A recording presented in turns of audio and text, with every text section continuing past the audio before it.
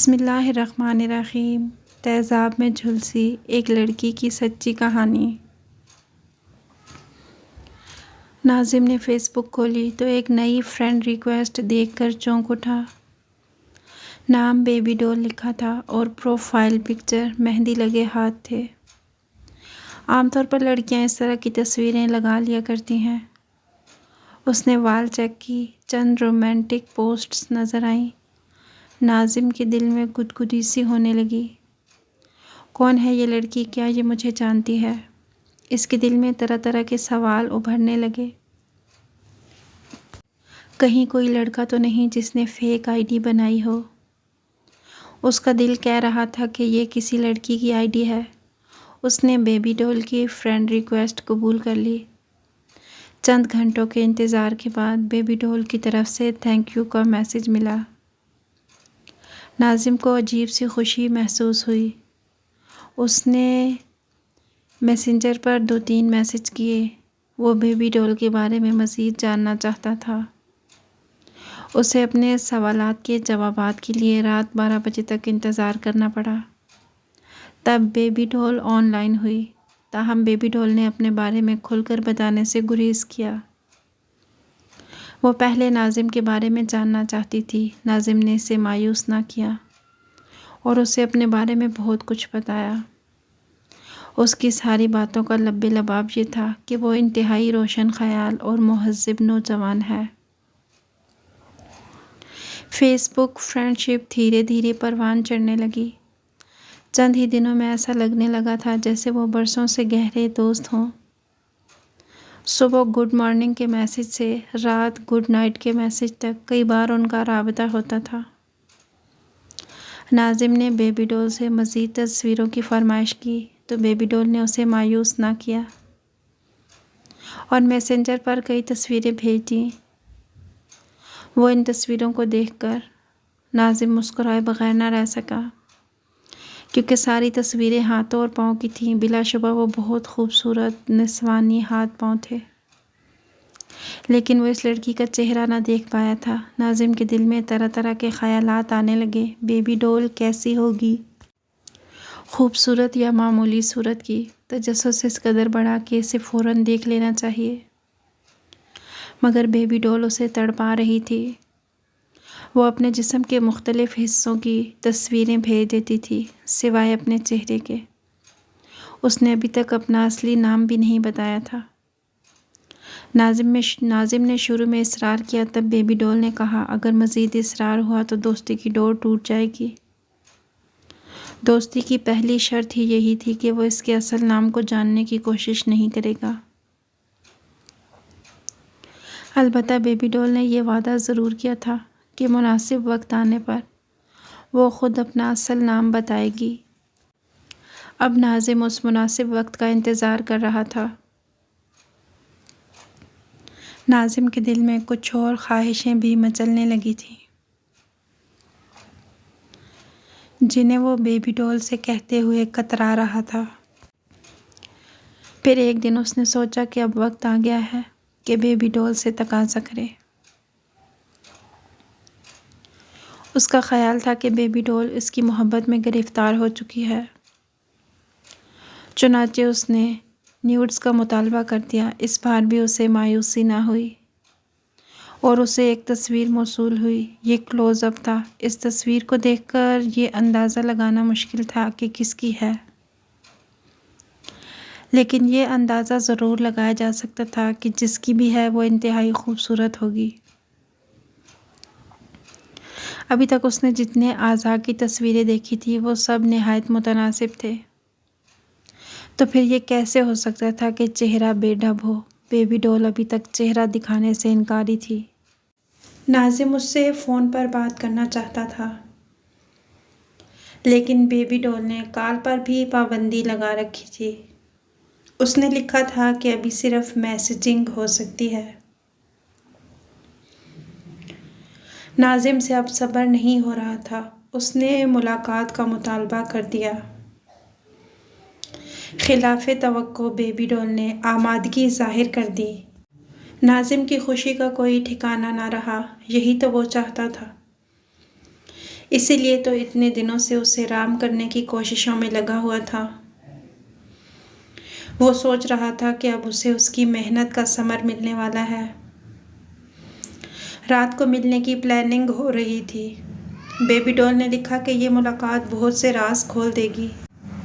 وہ اپنا چہرہ بھی دکھائے گی اور بات بھی کرے گی۔ ملاقات کے لیے ایک پارک کا انتخاب کیا گیا تھا۔ ناظم اپنی کامیابی پر بہت خوش تھا کہ بالآخر وہ بیبی ڈول کو راہ پر لے آیا ہے۔ ابھی جام لبوں تک نہیں آیا تھا لیکن وہ بن پیے ہی جھوم رہا تھا۔ اس ملاقات کے لیے اس نے کچھ تیاریاں بھی کرنی تھیں۔ نیند اڑ چکی تھی۔ رات بھر وہ بیبی ڈول سے ملاقات کے بارے میں سوچتا رہا۔ اگلے روز صبح ہی سے تیار ہو کر وہ 12 بجنے کا انتظار کرنے لگا کیونکہ ملاقات کا یہی وقت طے ہوا تھا۔ 11 بجے ہی وہ پارک میں پہنچ گیا۔ وہ بیبی ڈول کو پہچاننا چاہتا تھا۔ پارک میں بہت کم لوگ تھے، ان میں چند لڑکیاں بھی تھیں۔ لیکن بیبی ڈول کون ہے یہ کیسے پتہ چل سکتا تھا؟ وہ ایک دو لڑکیوں کے قریب بھی گیا لیکن کوئی اندازہ نہ ہوا، شاید وہ ابھی پارک میں آئی ہی نہیں تھی۔ 12 بج گئے۔ وہ ایک مخصوص بینچ پر بیٹھ گیا جس کے بارے میں طے ہوا تھا۔ کئی منٹ گزر گئے، بیبی ڈول کا کچھ پتہ نہ تھا۔ ایک ایک منٹ مشکل سے گزر رہا تھا۔ ایسے میں اسے دور سے ایک لڑکی آتی دکھائی دی۔ لڑکی نے برقع پہنا ہوا تھا، چہرہ نقاب کے پیچھے پوشیدہ تھا۔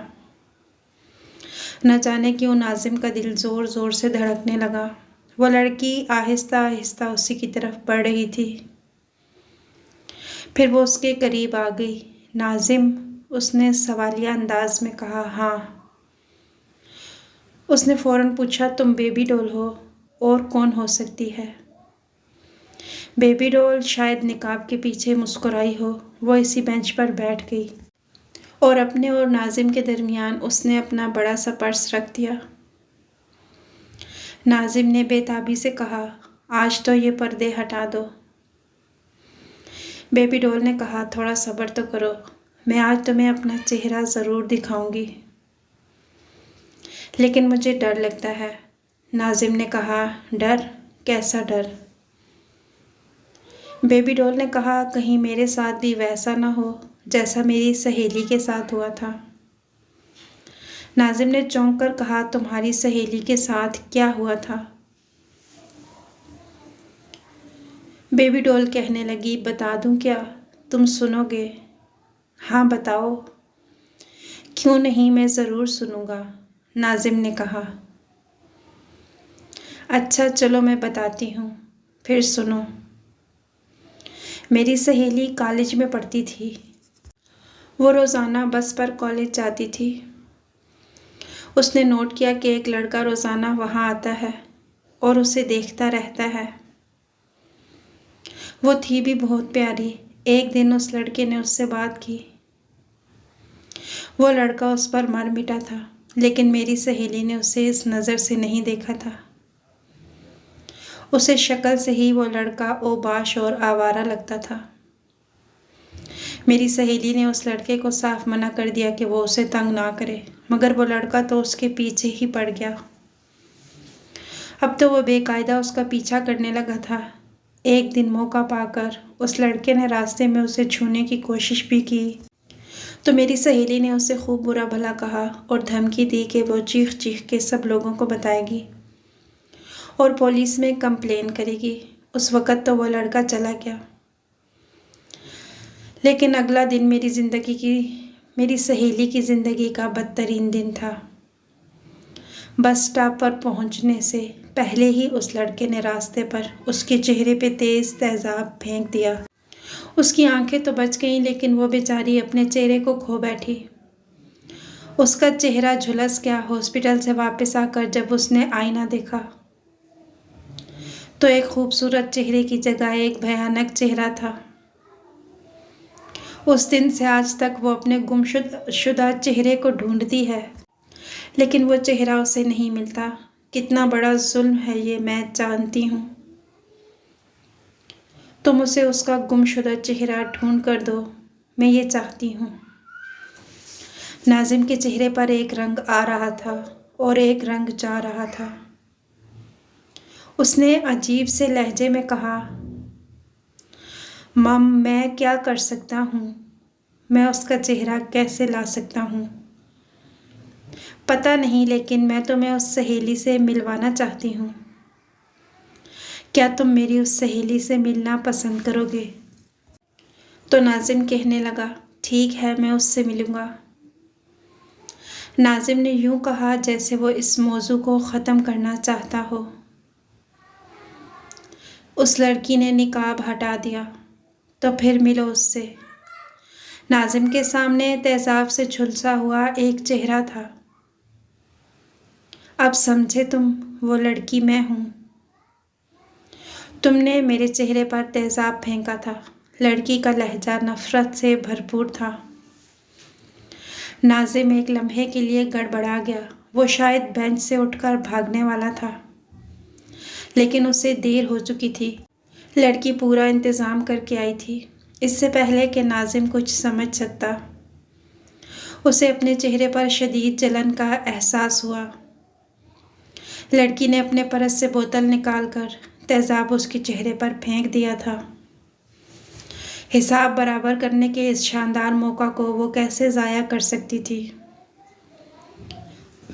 जब पार्क में आए हुए इक्का दुक्का लोग उस तक पहुँचे तो वह लड़की न जाने कहाँ तक जा चुकी थी। नाजरीन, ये थी हमारी आज की वीडियो। अगर वीडियो पसंद आई हो तो लाइक और शेयर ज़रूर कीजिएगा। अगर चैनल सब्सक्राइब नहीं किया तो इसे भी कीजिएगा। मिलते हैं किसी नेक्स्ट वीडियो के साथ, तब तक के लिए अल्लाह हाफिज़।